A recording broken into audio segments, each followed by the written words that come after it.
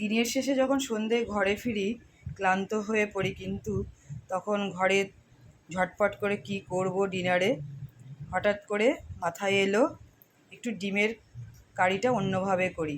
সেই জন্য দেখুন দুটো ডিম নিয়েছি, পেঁয়াজ কোচানো, টমেটো কোচানো, লঙ্কা কুচিয়ে রেখেছি, রসুন কুচিয়ে রেখেছি, এরপরে চন্দ্রমুখী আলু কুচিয়ে রেখেছি। এটাকে দিয়েই আজকে রাত্রের ডিনারের রেসিপিটা করব কীভাবে সেটা আপনাদের সামনে একটু শেয়ার করলাম। কড়াই গরম হয়ে গেছে, তেল দিয়ে দেবো, একটু ডিমের অমলেটটা আগে করে রাখবো।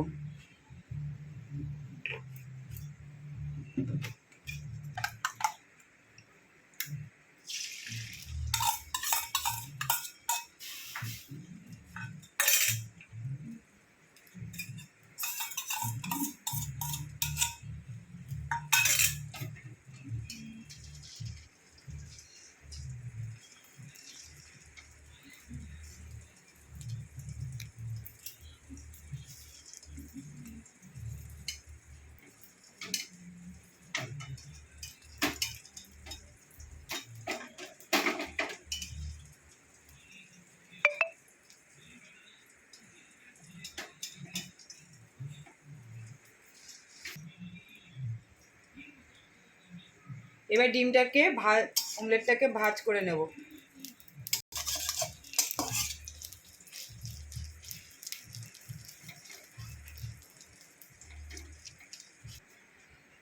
তেল গরম হয়ে গেছে, এবার আমি ফোড়ন দিলাম জিরে, তেজপাতা, শুকনো লঙ্কা আর একটু গরম মশলা।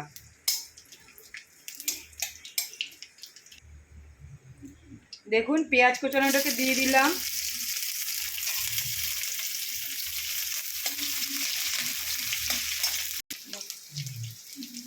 রসুন কুচিয়ে রাখা রসুনটা দিয়ে দিলাম, লঙ্কা কোচা চেরা লঙ্কা দিয়ে দিলাম, এবার টমেটো কোচানোটাকে দিয়ে দিলাম,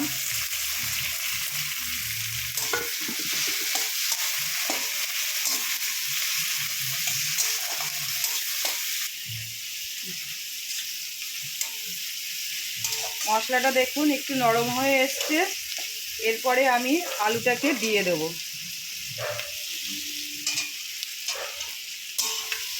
চন্দ্রমুখী আলু বলে আগে আর ভেজে রাখিনি। এরপরে হলুদ দেব, পরিমাণ মতো হলুদ দেব,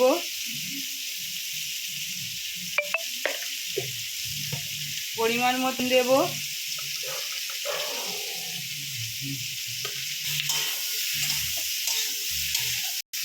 বাড়িতে তৈরি করেছি একটু ধনের গুঁড়ো ছড়িয়ে দেব,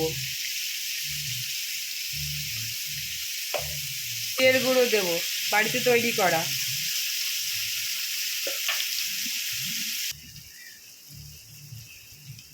বন্ধুরা খুব সুন্দর একটা গন্ধ বেরিয়েছে, দাঁড়াও আমি একটু, আলুটা ভাজা ভাজা হয়ে গেছে,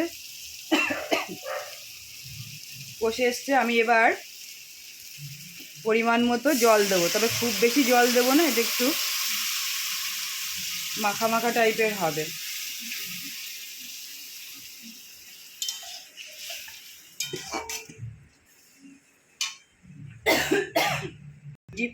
ডিমের অমলেটটাকে আমি পিস পিস করে রেখেছিলাম, সেটাকে এবার দিয়ে দেব।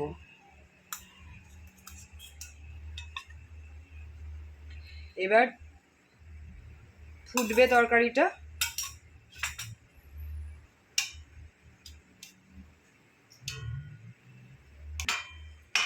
এবার তরকারিটাকে ঢেকে দেব। এবার আমি ঢাকাটা খুলে দেব। দেখুন হয়ে এসছে,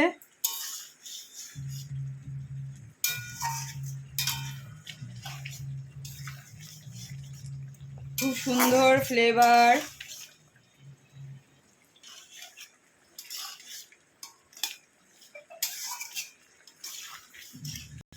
এবার আমি নামিয়ে দিলাম।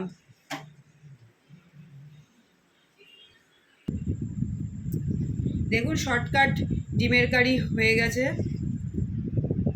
কালারটাও সুন্দর এসছে, ভালো ফ্লেভার, একদম কিচ্ছু দিইনি, আপনারাও লাস্টে যদি গরম মশলা দিতে চান দেবেন, তবে খুব গরম পড়েছে বলে একটু হালকা পাতলাই করলাম। একটু মাখা মাখা হয়েছে, এটা রুটি দিয়েও খাওয়া যেতে পারে, ভাত দিয়েও খাওয়া যেতে পারে। এই ছিল আজকের ভিডিও। লাইক, যদি আপনাদের পছন্দ হয়ে থাকে তাহলে লাইক, শেয়ার, কমেন্টস করবেন এবং নতুন বন্ধুরা সাবস্ক্রাইব করবেন। দেখা হবে আবার পরের ভিডিওতে। টাটা।